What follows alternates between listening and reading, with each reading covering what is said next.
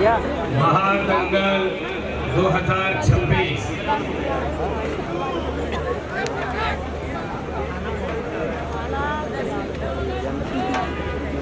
Check check.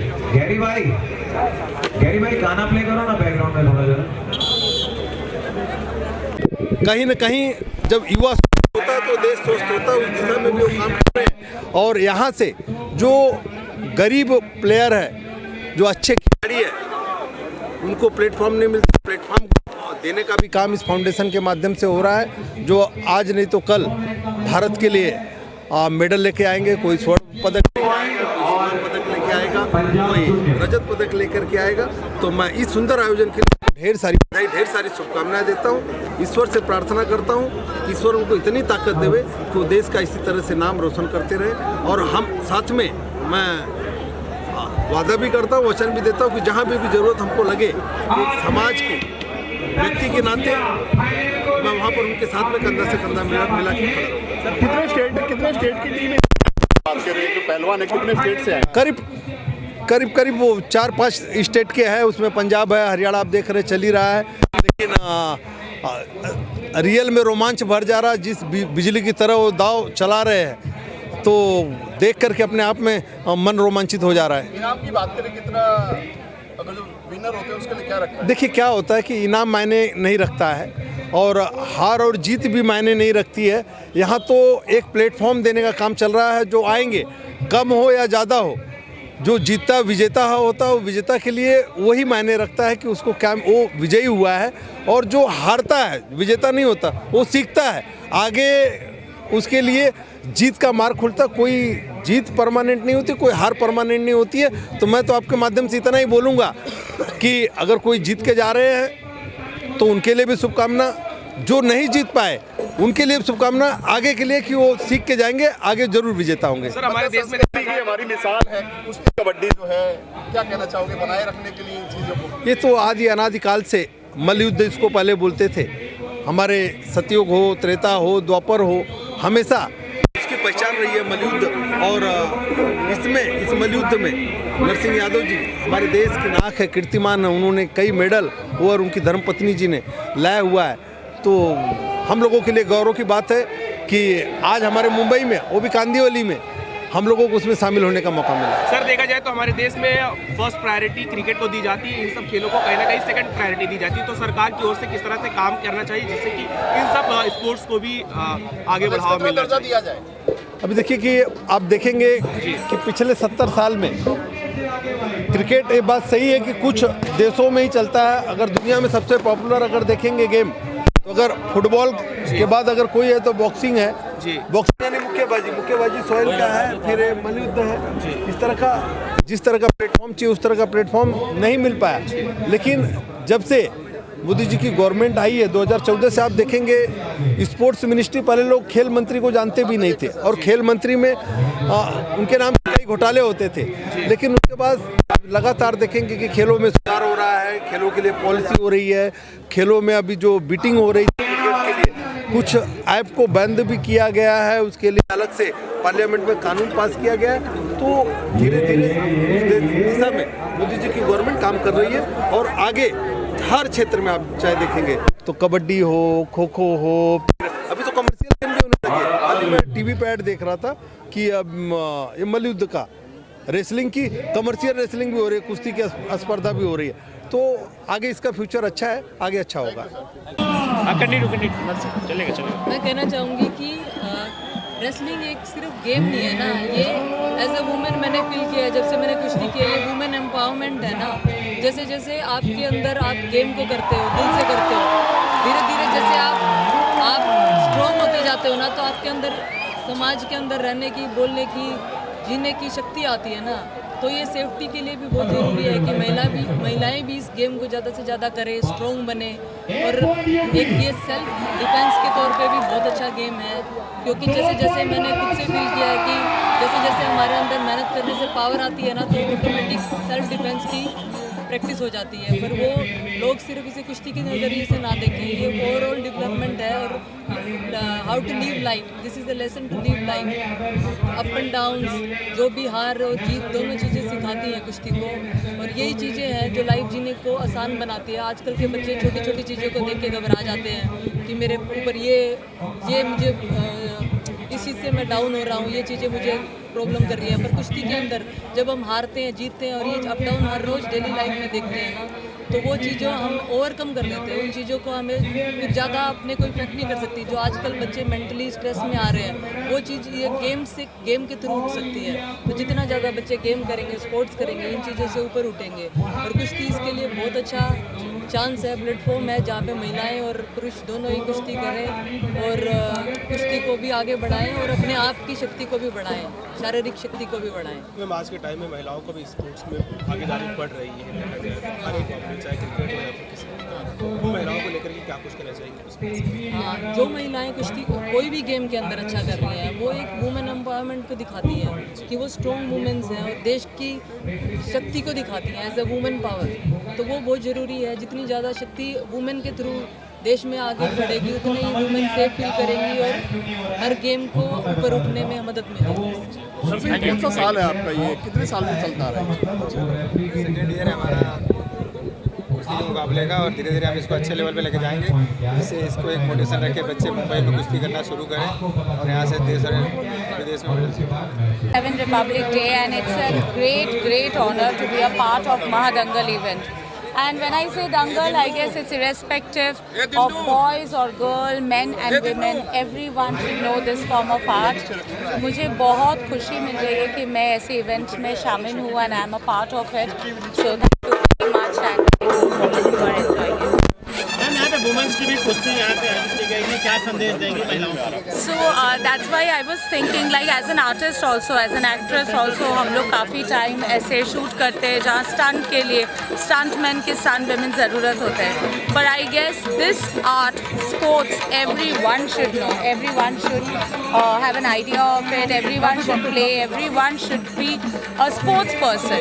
So very important, and खासकर आजकल के social media, with the help of social media, दो younger generations ज़्यादा time phone पे लगे हुए रहते हैं।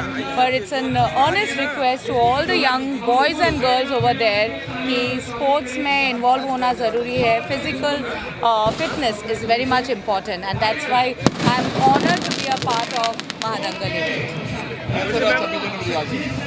अच्छा फिल्म कैसे बनाया? First of all, the feeling of oneness, being Indian, and that's all matters. Yesterday जब मैं शूट कर रही थी साउथ बॉम्बे में, जब भी हम लोग इंडियन फ्लैग हाथ में लेते हैं और तिरंगा देखते हैं आसमान में लहराते हुए, the feeling is very different. Being Indian, being a part of this beautiful country, the best country in the world, I am so very much proud of myself that I am an Indian, and Happy Republic Day. And I guess सबके अंदर, सब में Indian, there is that feeling of that we are Indian, irrespective of all caste, creed, religion. हालांकि आजकल हम लोग देख रहे हैं रिलीजन लेके एक मुद्दा बन रहा है, पर I guess we all need to remember one thing, that we are Indian and India is the best. वैसे मैम आपको हमारा कोल्हापुर में खासबाग मैदान है, वहाँ बहुत सारे पहलवान देश भर के आते हैं, और पंजाब में भी कुश्ती बहुत बड़ी पॉपुलर है, हरियाणा में कुश्ती बहुत बड़ी पॉपुलर है, महाराष्ट्र में बहुत बड़ी कुश्ती पॉपुलर है, दिल्ली में भी मतलब बहुत अखाड़े हमारे पहलवानों के हैं। तो कुश्ती एक गेम बहुत अच्छा है, मतलब कुश्ती जो है, कुश्ती वाली कुश्ती जो है, मैट की कुश्ती से ओरिजिनल कुश्ती मिट्टी की होती है, लाल मिट्टी की होती है, लेकिन यहाँ लाल मिट्टी आबादी नहीं है, मिट्टी है, लेकिन लाल मिट्टी की जो हमारी तालीम होती है, वैसे तालीम वाली कुश्ती हमने बहुत बार देखी है। हमारे गाँव में आपल्या गावागावामध्ये ज्यावेळेला यात्रा असते त्यावेळेला कुस्त्यांचं मैदान आपण अनेक वेळेला पाहिलं आणि प्रॅक्टिस करण्यासाठी तालीम असते। त्यामुळं कुस्तीला प्रोत्साहन देण्याची भूमिका आमच्या भारत सरकारची आहे, राज्य सरकारची आहे। नरेंद्र मोदी साहब के नेतृत्व में खिलाड़ियों को ज़्यादा प्रोत्साहन देने का काम हमारा है, और महाराष्ट्र में देवेंद्र फडणवीस के नेतृत्व में जो कुश्ती के जो खिलाड़ी हैं उनको बहुत ही ज़्यादा मदद करने का हमारा प्रयत्न है। तो नरसिंह जो मेरे बाजू में खड़ा है और ये तो मतलब ये मैदान वाले कुश्ती का एक पहलवान है, लेकिन मैं पार्लियामेंट का पहलवान हूँ और इसीलिए मतलब हर सब लोग यहाँ मौजूद हैं। तो सब जो पहलवान जीतने वाले हैं उनको मैं हार्दिक बधाई देता हूँ और जो हारने वाले हैं उनको आगे जीतने की हार्दिक बधाई देता हूँ। हार जीत कुश्ती में होती है, हार जीत कुश्ती में होती है, लेकिन एक बार हम हार जाते हैं, हारने का कारण थोड़ा देखकर और ज़्यादा चौराटन करेंगे तो अगली बार आप जीत सकते हैं। बहुत सारे पहलवानों ने कभी हारे कभी जीते हैं, लेकिन आज आप जीतने का प्रयत्न करो, यही मैं आपको शुभकामना देता हूँ।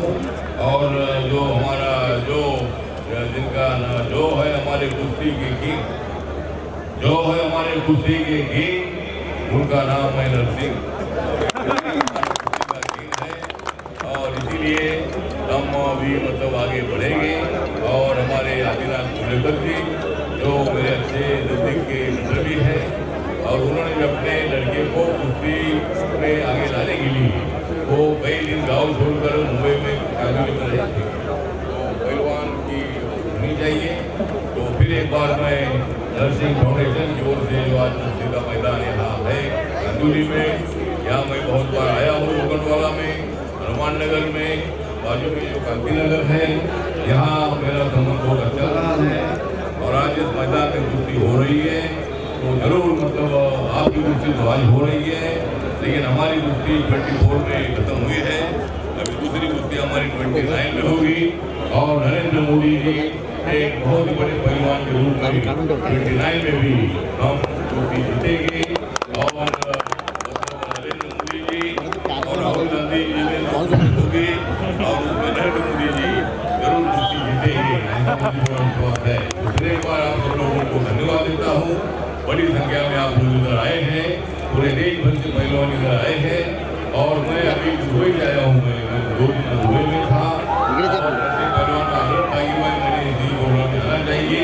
तो मैं दुबई से ट्रेन में उतरने के बाद बैठाने के लिए इधर आया हूँ। तो मैं सभी पहलवानों को अपनी बधाई देता हूँ। नमस्कार, प्रणाम, जय भीम, जय भारत, जय महाराष्ट्र। लेकिन आज का दिन है 26 जनवरी, डॉक्टर बाबा साहब अम्बेडकर जी ने जो संविधान सभा ने बनाया था और बाबा साहब अम्बेडकर जी संविधान के आर्किटेक्ट थे वो। और आज का दिन जो है पूरे देश भर में बहुत अच्छा मनाया जाता है। मैं कल दुबई में था, दुबई में भी मतलब पूरे जो इंडियन लोग वहाँ हैं हजारों की संख्या में वहाँ आए थे और उसी प्रोग्राम में मैं मौजूद था। तो आज 26 जनवरी के अवसर पर मैं आपको बधाई देता हूँ। नमस्कार, प्रणाम, जय भीम, जय भारत, जय महाराष्ट्र, जय कुश्ती। ऐसी थी कि मतलब देवेंद्र फडणवीस जी और एकनाथ शिंदे जी एक बाजू में थे, दूसरे बाजू में उद्धव ठाकरे साहब और हमारे राज ठाकरे साहब थे। उन्होंने भी बहुत तैयारी की थी, लेकिन उनको मालूम नहीं था कि हमने कैसी तैयारी की है और हमारी तैयारी बहुत भारी थी। और हमने मतलब ये मुंबई के महानगर पालिका के चुनाव में उद्धव ठाकरे और राज ठाकरे को 2 पे प्रचार किया है और मुंबई का मेयर जो ये कुश्ती जो है देवेंद्र फडणवीस एकनाथ शिंदे जी ने जीत ली है। और अभी यहाँ का जो मेयर है, मेयर हमारी महिला को बनेगी। ये कुश्ती हमने जीत ली है क्योंकि हमारे पास बहुत बड़ी ताकत थी, नरेंद्र मोदी साहब की विकास की ताकत थी, इसीलिए हमने ये कुश्ती जीत ली है। तो मेयर कब तक बनाया जाएगा? मेयर मुझे लगता है कि अभी नहीं होगा। देवेंद्र फडणवीस साहब करते अभी इधर आए हैं, बातचीत चल रही है और बहुत जल्दी मतलब मेयर 6-7 दिन में। सर, महादंगल युवाओं के लिए किस तरह से आप लोगों का आह्वान करना चाहिए? युवाओं के प्रति आप किस तरह से आह्वान करेंगे? अभी कुश्ती का दंगल हुआ है तो मैं कुश्ती के दंगल के अवसर पर सब लोगों को मंगल की शुभकामना देता हूँ। लेकिन ऐसा दंगल कुश्ती होना चाहिए, मतलब कुश्ती का दंगल जो होता है ये एक प्रेरणा देने वाला होता है, नौजवानों ने अपनी बॉडी ठीक ठाक रखने के लिए विदाउट दवा अगर अपने को जीना है, कुश्ती बहुत इम्पोर्टेंट है, एक्सरसाइज बहुत इम्पोर्टेंट है। इसीलिए कुश्ती हमारा भारत का बहुत बड़ा पॉपुलर गेम है, होती है। और आज ऐसा दंगल हुआ है, हर जगह पर ऐसे दंगल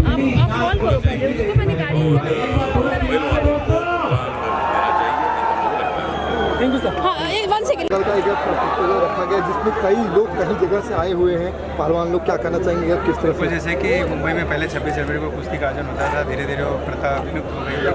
आज हमने ये प्रथा चालू की है, 26 जनवरी को हम कुश्ती का आयोजन कर रहे हैं। और इसमें जैसे कि रामदास ठाकुर जी हैं, हमारे साहब हैं, और बहुत सभी लोगों का आशीर्वाद प्राप्त हो रहा है। तो इससे यहाँ की जनता भी काफ़ी भरपूर मात्रा में जो भी यहाँ है दर्शक जो पहलवानी जिनके खून में है, जिनको पसंद है, सभी लोग यहाँ आए हैं। यहाँ महाराष्ट्र, यूपी और पंजाब, हरियाणा के पहलवान जो टॉप के पहलवान हैं, जो केसरी है अपने अपने स्टेट में, वो यहाँ के कुश्ती खेल रहे हैं, जिससे कुश्ती को हम बढ़ावा देने के लिए आगे के आने वाले टाइम में इसी कुश्ती को देखते हुए यहाँ के बच्चे चाहता हूँ कि कुश्ती में आए और आगे चल के स्टेट का, नेशनल का और इंटरनेशनल पे हम ओलंपिक्स में मेडल जीते। मेरी कामना है, इसीलिए मैं नर्सिंग फाउंडेशन बनाया हूँ, जिसमें कि हम युवाओं को खेल के प्रति प्रेरित कर पाएँ और उनको ज़्यादा से ज़्यादा चैंपियंस बनाएँ।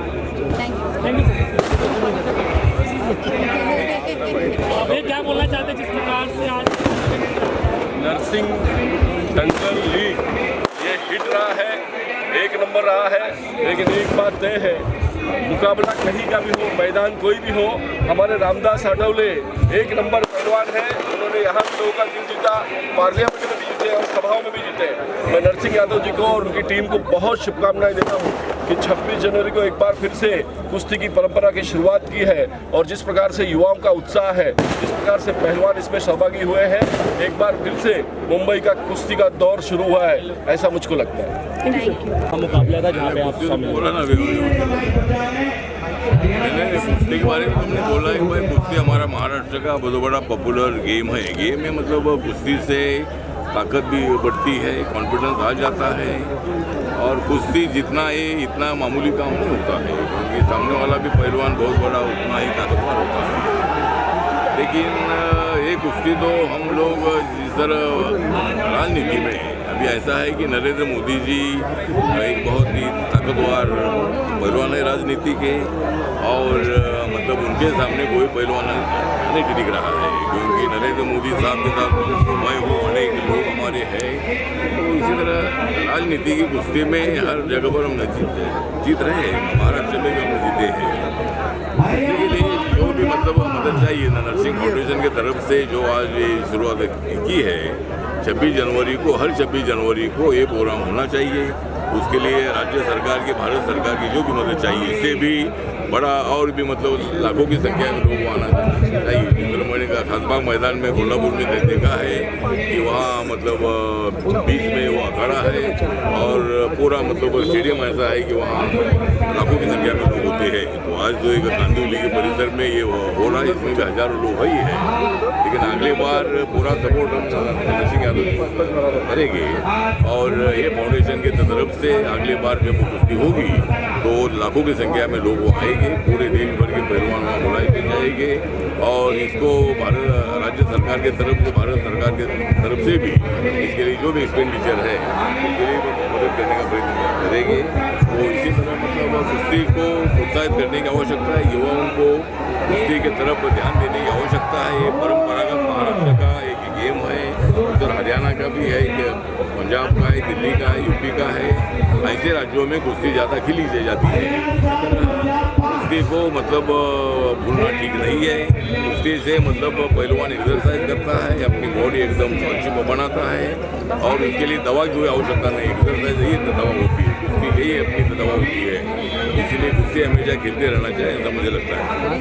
इसीलिए मैं तो जब मैं स्कूल में पढ़ता था तब मैं कुश्ती खेलता ही था, और मैं अगर कुश्ती खेलता रहता था तो शायद मैं मंत्री नहीं बनता था।